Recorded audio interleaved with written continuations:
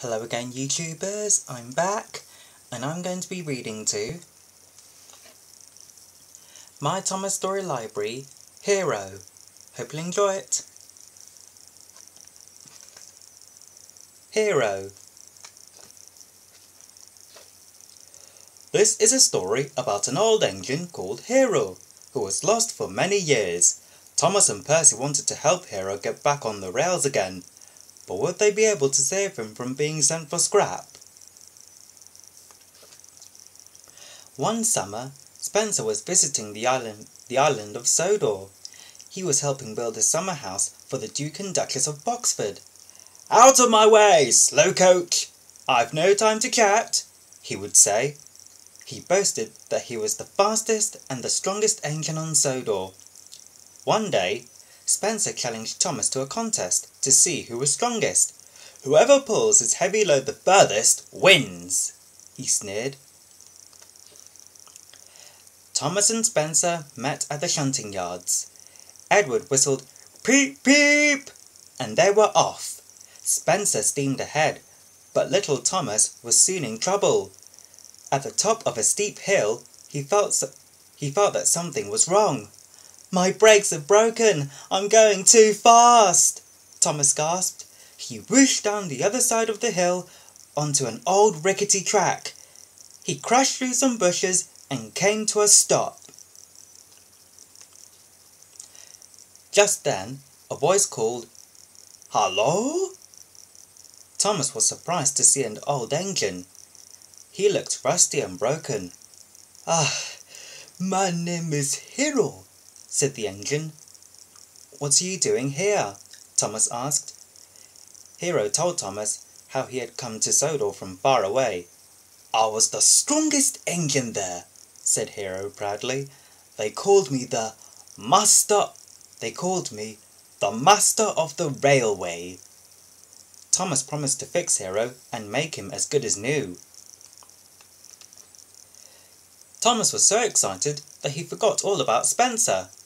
He puffed slowly to the Sodor steamworks to get his brakes fixed. His friend Victor was there. Thomas saw a wagon with an old boiler. "What's going to happen to that, Victor?" asked Thomas. "That rubbish is just scrap," said Victor. Thomas offered to take it away. This boiler could be mended and given to Hiro, thought Thomas. That night in the sheds, Thomas told Percy all about his new friend Hiro. Thomas made Percy promise not to tell anyone. If the Fat Controller finds out, he might send Hiro for scrap, Thomas worried. So Thomas and Percy made a plan. The next morning, Percy hid his mail trucks and worked on Thomas's branch line so that Thomas and his crew could start fixing Hiro. Nosy Spencer wondered what they were up to. On his way back home that evening, Thomas saw Percy looking sad. I burst a valve pulling the load on your branch line," Percy moaned. Thomas felt sorry for his friend and shunted Percy to the steamworks. Just then, the Fat Controller arrived. He was very cross. "Thomas, why was Percy pulling your carriages instead of delivering the mail?" he boomed. "And where are his mail trucks?" Thomas felt terrible. He promised to help Percy with the mail train the next morning. At Tidmouth Sheds, the engines wanted to know why Thomas was in trouble with the Fat Controller. Thomas huffed a huge puff. He needed his friends' help, so he told them all about Hiro. When Hiro broke down, his crew couldn't find the parts to fix him, so he was put in a siding and everyone forgot about him, Thomas said. Gordon gasped, and James jumped. All the engines wanted to help Hiro. The next few days were very busy on Sodor.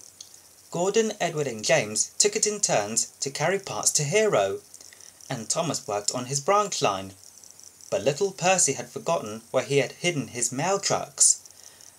Thomas and Percy decided to visit Hiro and look for the missing trucks later. "Look at me!" cried Hiro, as his firebox began to flare. Hiro was a colourful patchwork of parts, and he was feeling better already. Suddenly, there was a loud poop poop. It was Spencer. When he saw Hiro, he gasped. "So this is what you've been doing," he smirked, "making a heap of scrap for the smelter's yard. Wait until I tell the Fat Controller." And with that, Spencer wheeled away. Thomas had to tell the Fat Controller about Hiro before Spencer did. He pumped his pistons and soon caught up with the big engine.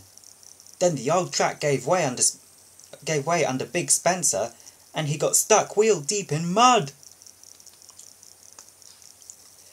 Thomas puffed on to Knapford Station, his wheels whirring. He told the Fat Controller everything. About Hiro, and how he didn't want him to be scrapped. And about Spencer, who was stuck in the mud. "Did you say Hiro?" asked the Fat Controller. "He was the master of the railway. Why would I scrap him? You should have told me before." The Fat Controller ordered Hiro to be taken to the steamworks straight away. A few days later, Hiro had a brand new boiler, a shiny funnel, and a proper coat of paint. He looked splendid. Spencer was still stuck in the mud. Percy and Thomas weren't strong enough to pull him out. But Hiro was. With a mighty heave, Hiro lifted Spencer onto the tracks and took him to the steamworks. "Thank you, Hiro," said Spencer in a sorry voice. One morning, all the engines gathered at the docks to say goodbye to Hiro. "It's time for you to go home," said Thomas. "I will never forget how you saved me. Do come and visit me one day," chuffed Hiro. The engines whistled as Hiro puffed onto the ship. The rest of the summer on Sodor went more smoothly. Percy found his mail trucks, and Thomas helped Spencer finish the summer house for the Duke and Duchess. And they never forgot about Hiro, the master of the railway. Well, I hope you've enjoyed this video. I'll see you later. Until next time, bye!